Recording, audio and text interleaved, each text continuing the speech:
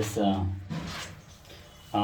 Java స్క్రిప్ట్లో నిన్న previous క్లాస్లో మీకు ఇంట్రడక్షన్ గురించి చెప్పాను. జావా స్క్రిప్ట్ అంటే ఏంటి అంటే, Java script creates dynamic web page. అంటే ఏ వెబ్ పేజ్ మీద అయితే ఇమేజ్ స్మూత్ అయ్యి, ఏ వెబ్ పేజ్ మీద అయితే మనకి రకరకాల యానిమేషన్స్ వస్తాయి, ఏ వెబ్ పేజ్ని అయితే మనం ఆ వెబ్ పేజ్లో ఉండే కంటెంట్ని మనం మూవ్ చేసుకోవచ్చు, లేకపోతే ఆ వెబ్ పేజ్లో ఉండే కంటెంట్ ప్రతి నిమిషానికి ప్రతి సెకండ్కి అలా మారుతుంది.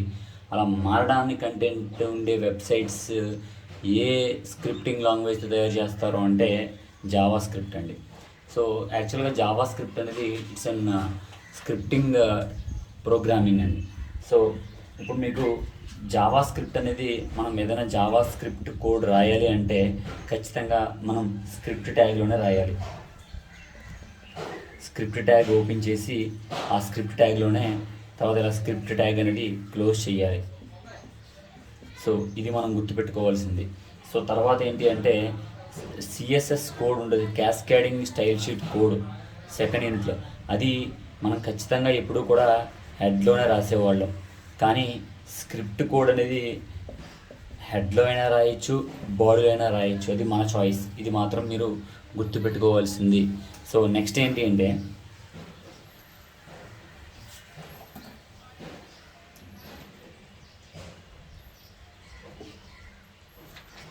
నేను ఫ్యూ ప్రోగ్రామ్స్ మీకు జావా స్క్రిప్ట్ మీద ఎక్స్ప్లెయిన్ చేయబోతున్నాను.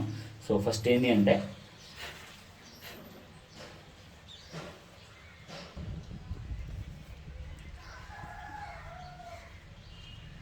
HTML, తర్వాత హెడ్, తర్వాత హెడ్ లైన్ రాయొచ్చు అని చెప్పాను, బాడీ లైన్ రాయొచ్చు అని చెప్పాను. సో ఇప్పుడు నేను స్క్రిప్ట్ కోడ్ రాస్తున్నాను. సో స్క్రిప్ట్ ట్యాగ్ ఓపెన్ చేశాను. సో స్క్రిప్ట్ కోడ్ అంటే ఏంటంటే, మనం రాసే టైప్ ఏంటి, స్క్రిప్ట్ టైప్ అంటే ఏంటంటే ఏ లాంగ్వేజ్, ఏ భాషలో రాస్తాం, జావా స్క్రిప్ట్లో రాస్తున్నామా లేకపోతే వేరే స్క్రిప్టింగ్ లాంగ్వేజ్ చాలా ఉన్నాయి. సో మనం ఇక్కడ ఉపయోగించే లాంగ్వేజ్ ఏంటి, భాష ఏంటి. జనరల్గా ఇక్కడ చాలా వరకు చాలా ప్రోగ్రామ్స్లో చాలా బుక్స్ వరకు ఇక్కడ టైప్ అని ఉంటుంది. But script language is equal to నువ్వు ఇక్కడ ఏం ఉపయోగిస్తున్నావు, జావా స్క్రిప్ట్ ఉపయోగిస్తున్నావు. సో నువ్వు ఉపయోగించే లాంగ్వేజ్ని డబుల్ ఇన్వర్టెడ్ కామాస్లో పెట్టాలి. సో పెట్టిన తర్వాత సో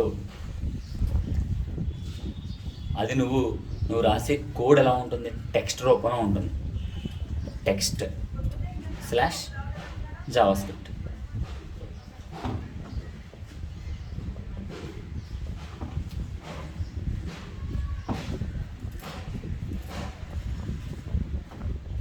సో రాసి ఇక్కడ మనం ట్యాగ్లో రాసాం. స్క్రిప్ట్ ట్యాగ్లో స్క్రిప్ట్ టైప్ ఏంటి, జావా స్క్రిప్ట్. మనం రాసింది విధానం ఏంటి, టెక్స్ట్లో రాసాం. ఏదైనా టెక్స్ట్ అంటే ఏంటి, ఏదైనా మనం రాత రూపంలో రాసాం. So okay. సో ఇప్పుడు ఈ స్క్రిప్ట్ ట్యాగ్ ఓపెన్ చేసాం. దీని మధ్యలో మనం ఏమి రాస్తున్నామంటే, ఇది మ్యాటర్ రాస్తాం. దీని మధ్యలో ఇది మ్యాటర్, మనం ఏదైనా రాసుకోవచ్చు. జావా స్క్రిప్ట్ స్టేట్మెంట్స్, లేకపోతే బీఎస్సీ ఫైనల్ ఇయర్ స్టూడెంట్స్ అని సంథింగ్ ఏదో నేను రాశాను. సో ఆటోమేటిక్గా ఇక్కడ స్క్రిప్ట్ ట్యాగ్ ఓపెన్ చేసి ఆ స్క్రిప్ట్ ట్యాగ్లో ఉపయోగించే లాంగ్వేజ్ గురించి మాట్లాడాను. సో ఇక్కడ స్క్రిప్ట్ ట్యాగ్ని నేను క్లోజ్ చేసేస్తాను. ఓకే, క్లోజ్ చేశాను. సో ఆటోమేటిక్గా ఇక్కడ హెడ్ని కూడా క్లోజ్ చేశాను. ఇప్పుడు బాడీ ఓపెన్ చేస్తాను. సో బాడీ ఓపెన్ చేసి బాడీలో నేను హాయ్ హౌ ఆర్ యూ అని రాశాను. సో బాడీని కూడా నేను క్లోజ్ చేశాను. సో ఆటోమేటిక్గా ఇక్కడ HTML కూడా క్లోజ్ చేసేస్తున్నాను. సో ఈ కోడ్ని ఏదో ఒక నేమ్ మన ఇష్టం. నేనైతే BSc.html అని ఇస్తున్నాను. ఇలా సేవ్ చేస్తున్నాను. సో సేవ్ చేసిన తర్వాత ఈ కోడ్ని మనం రన్ చేస్తూ ఉంటాం. సో ఇది బేసికల్గా జావా స్క్రిప్ట్ యొక్క ప్రోగ్రామ్ అండి. సో ఇలా మనం రాయాలి. సో అలా కాదు. సో కొంచెం మనం బటన్స్ రూపంలో కానీ లేకపోతే వేరే వేరే రూపంలో కానీ మనం రాద్దాం అనుకుంటే కనుక సో ఎలా రాయాల్సి ఉంటుంది ఏంటి అనేది ఇప్పుడు మీకు చెప్తాను. సో ఇది ఒక నార్మల్ కోడ్ అండి, మనం జావా స్క్రిప్ట్లో రాయవలసిన ఒక నార్మల్ కోడ్. సో మనకి ముందు మీకు జావా స్క్రిప్ట్ కోడ్ ఇంకోటి ఎక్స్ప్లెయిన్ చేసే ముందు మీకు నేను ఏం చేస్తానంటే జనరల్గా అవుట్పుట్ ఎలా ఉంటుందో చెప్తాను. నార్మల్గా ఇది ఒక అవుట్పుట్ వచ్చే వెబ్ పేజ్ అనుకోండి. సో దీంట్లో వెల్కమ్ టు జావా స్క్రిప్ట్, నేను అవుట్పుట్ ఎక్స్ప్లెయిన్ చేస్తాను, దాని తర్వాత మీకు కోడ్ ఎక్స్ప్లెయిన్ చేస్తాను. వెల్కమ్ టు జావా స్క్రిప్ట్ అని చెప్పి అక్కడ క్లిక్ అనే బటన్ ఉంది. నేను మొన్న మీకు ఫామ్స్లో చెప్పాను కదా, ఫామ్స్లో సబ్మిట్, రీసెట్, చాలా అంటే ఫుల్ నేము, ఫస్ట్ నేము, లాస్ట్ నేము, నెక్స్ట్ టెక్స్ట్ బాక్సులు, తర్వాత సెలెక్ట్ బాక్సులు, ఎన్ని ఫామ్స్లో ఉన్నాయి. సో అలా వాటి నుండే ఇక్కడ ఆ ఫామ్ సంబంధించింది క్లిక్ అని రాశాను. సో ఇప్పుడు దీని మీద మనం క్లిక్ చేసామనుకోండి, దీని మీద మనం క్లిక్ చేస్తే ఇలా ఇంకొక పేజ్ ఓపెన్ అయ్యి హలో అని వస్తుంది, హలో అని వస్తుంది. ఇలా ఒక పేజ్ ఓపెన్ అయ్యి హలో అని వస్తుంది. ఓకేనా, ఇది మన యొక్క అవుట్పుట్. నేను ఏంటి ఫస్ట్ ఇది ఈ పేజ్ కాదు, ఈ పేజ్ ఓపెన్ అవుతుంది. దీన్ని మీరు క్లిక్ చేస్తే మనం మౌస్తో ఇలా క్లిక్ చేస్తే ఇక్కడ హలో అని ఓపెన్ అవుతుంది. ఇది మనకు కావాల్సిన అవుట్పుట్. సో దీనికి మనం ప్రోగ్రామ్ జావా స్క్రిప్ట్ ఉపయోగించి రాస్తాం. అంటే మీకు చూడండి, మీరు ఏదైనా వెబ్సైట్స్ ఉన్నాయనుకోండి, ఆ వెబ్సైట్స్ క్లిక్ హియర్ అని చెప్పి లింక్స్ ఉంటాయి. మనం వెబ్సైట్స్లో క్లిక్ హియర్ అని చెప్పి మనం ఏదైనా వెబ్సైట్స్ ఇచ్చేస్తున్నప్పుడు ఇలా ఒక వెబ్సైట్ ఉంటుంది, క్లిక్ చేస్తే ఆ వెబ్సైట్కి వెళ్ళిపోతుంది. మళ్ళీ అక్కడ ఇంకోసారి క్లిక్ చేస్తే ఇంకో వెబ్సైట్కి వెళ్ళిపోతుంది. అలా ఎలా వెళ్తుంది అనేది ఇప్పుడు మీకు చిన్న ఎగ్జాంపుల్. ఇక్కడ క్లిక్ చేస్తే ఇంకొక వెబ్సైట్కి వెళ్ళిపోతుంది, హలో అన్న వెబ్ పేజ్కి వెళ్ళిపోతుంది. సో ఎలా వెళ్తుంది ఏంటి అనేది ఎగ్జాంపుల్.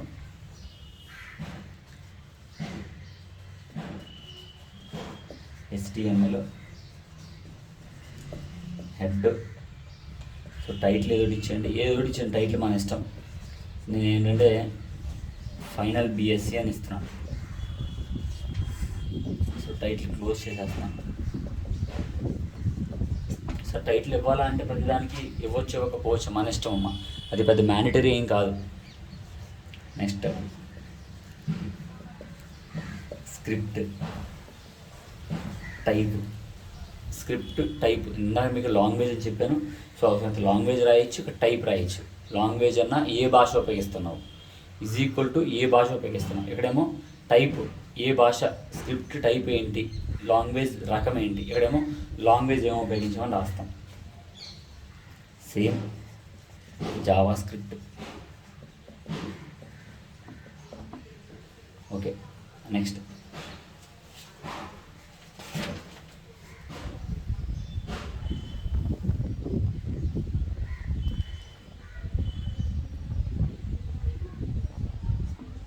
స్క్రిప్ట్ ట్యాగ్ని నేను క్లోజ్ చేస్తాను. ఇప్పుడు ఒక ఫంక్షన్ని నేను డిఫైన్ చేస్తాను. మీకు గుర్తుపెట్టుకోవాల్సింది ఏంటి అంటే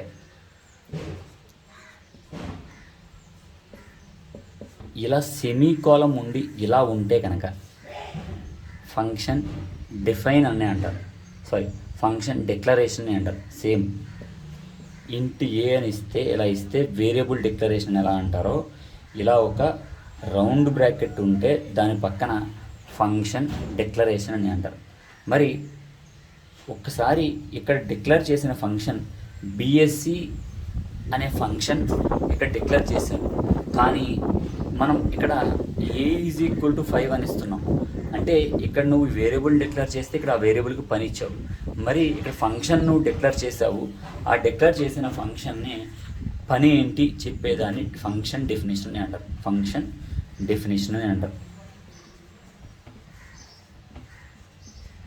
మీరు గుర్తుపెట్టుకోండి, ఎందుకంటే రేపు పొద్దున్న ఎప్పుడైనా మీరు కాంపిటేటివ్ ఎగ్జామ్స్కి ఏదైనా టెక్నికల్ రౌండ్స్కి మనం ఉద్యోగాలకు వెళ్ళినప్పుడు సో వాళ్ళు అడిగే ఇంటర్వ్యూ క్వశ్చన్స్ ఇవి ఉంటాయి. సో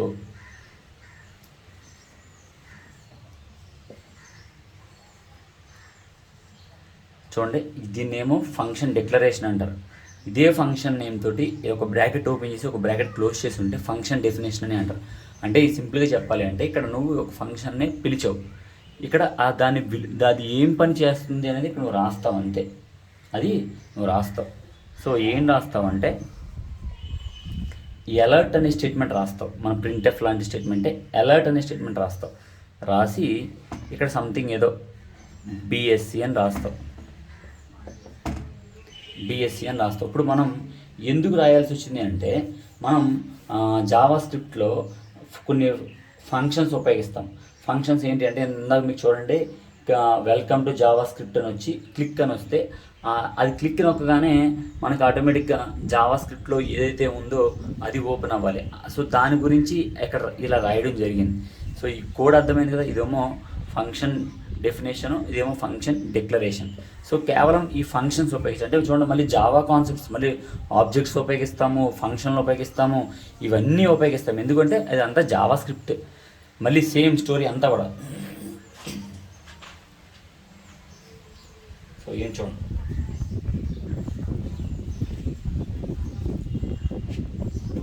ఇక్కడ ఫంక్షన్ మెసేజ్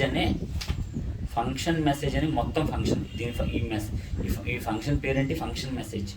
సో ఓపెన్ చేశాను, క్లోజ్ చేశాను. సో ఒక స్టేట్మెంట్ రాస్తున్నాను, అలర్ట్. సో దాంట్లో హలో అని ప్రింట్ చేశాను. So okay. సో ఆటోమేటిక్గా ఇక్కడ ఓపెన్ చేసిన జావా స్క్రిప్టింగ్ని క్లోజ్ చేసేస్తున్నాను. ఓకే కదా. సో ఇప్పుడు మనం HTML గురించి మాట్లాడుకుందాం. సో ఆటోమేటిక్గా ఇక్కడ హెడ్ కూడా క్లోజ్ చేస్తున్నాం. సో బాడీ ఓపెన్ చేశాను. సో బాడీ ఓపెన్ చేసి బాడీలో పారాగ్రాఫ్ ఓపెన్ చేస్తున్నాను. Welcome to JavaScript. So పారాగ్రాఫ్ని క్లోజ్ చేశారు. సో ఇందాక మీకు చెప్పాను చూసారా, ఒక ఫామ్ ట్యాగ్ ఉపయోగించాను. ఫామ్ ట్యాగ్స్ అంటే ఏంటి? క్లిక్, రీసెట్, బటన్స్ ఇవన్నీ ఉంటాయి. సో అది ఒకసారి మీకు అర్థం కాకపోతే వేరే మనం ప్రీవియస్గా చెప్పిన క్లాస్లో ఒకసారి వెళ్ళండి. సో ఇక్కడ ఫామ్ ట్యాగ్ ఓపెన్ చేశాను. ఎప్పుడైతే ఫామ్ ట్యాగ్ ఎందుకు ఓపెన్ చేశానంటే మన క్లిక్, ఫుల్ నేము, లేకపోతే టెక్స్ట్ బాక్స్ వీటిని ఉపయోగిస్తాం. కానీ ఇక్కడ నేను ఏం ఉపయోగిస్తున్నాను అంటే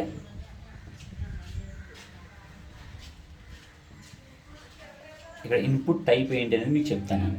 ఇన్పుట్ టైప్ ఏంటి, ఇన్పుట్ టైప్ ఎందుకు వచ్చింది పేరు అంటే ఇన్పుట్ టైప్ బటన్.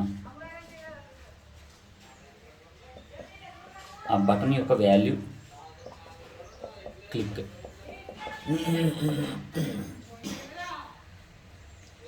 సో అది క్లిక్ చేస్తే ఆన్ క్లిక్, అది క్లిక్ చేస్తే మనకు రావాల్సింది ఏంటి అంటే ఫంక్షన్ మెసేజ్. ఫంక్షన్ మెసేజ్ అనే ఫంక్షన్. సో ఇక్కడికి నేను ఇన్పుట్ ట్యాగ్ క్లోజ్ చేసేస్తాను. ఇన్పుట్ ట్యాగ్ క్లోజ్ చేసేస్తాను. ఇన్పుట్ ట్యాగ్ క్లోజ్ చేస్తున్నాను. ఇక్కడ క్లోజ్ చేశాను. మీకు అది కనిపించట్లేదమ్మా. సో అందుకని ఫోన్ జరుపుతున్నాను. ఒకసారి క్లోజ్ చేశాను. సో క్లోజ్ చేసి ఆటోమేటిక్గా ఫామ్ ఓపెన్ చేశాను కనుక ఫామ్ని క్లోజ్ చేశాను. సో నాకు కనపడట్లేదు కనుక పక్కనే రాసేస్తున్నాను. సో బాడీ ట్యాగ్ని కూడా నేను క్లోజ్ చేశాను. సో అలాగే HTMLని కూడా క్లోజ్ చేస్తాను. సో ఇప్పుడు దీని యొక్క అవుట్పుట్ ఎలా ఉండబోతుంది అనేది మీకు నేను ప్రోగ్రామ్ ఎగ్జిక్యూట్ చేసి దాని తర్వాత ఈ ఇన్పుట్ ట్యాగ్ గురించి ఎందుకు రాయాల్సి, ఇన్పుట్ టైప్ ఎందుకు రాశాను, వాల్యూ ఎందుకు రాశాను, ఆన్ క్లిక్ ఎందుకు రాశాను అనేది మీకు నేను ఎక్స్ప్లెయిన్ చేస్తాను. ఓకే చూడండి,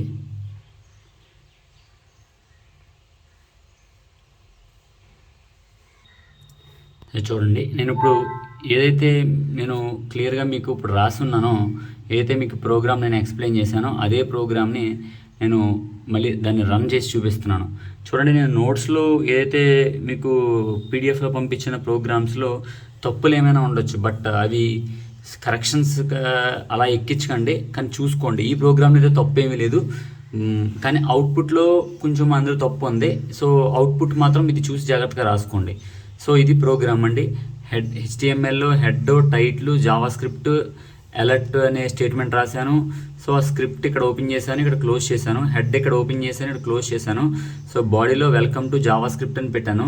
సో ఫామ్ ట్యాగ్ ఉపయోగించాను, ఇన్పుట్ టైప్ ఉపయోగించాను. So input type button. So మీకు ఇందాక నేను ఎక్స్ప్లెయిన్ చేస్తానని చెప్పాను కదా ఇన్పుట్ టైప్ బటన్ అంటే ఏంటి అనేది. సో ఒకసారి మీకు దీని యొక్క అవుట్పుట్ నేను తీస్తాను.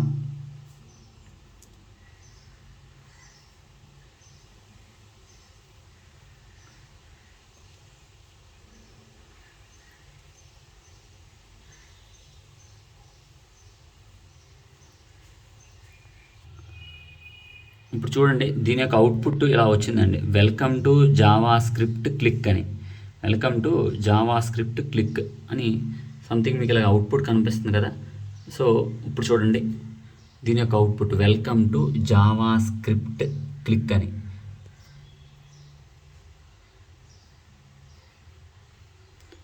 సో ఇప్పుడు నేను దీన్ని మినిమైజ్ చేసి మీకు ప్రోగ్రామ్తో సహా చూపిస్తాను చూడండి.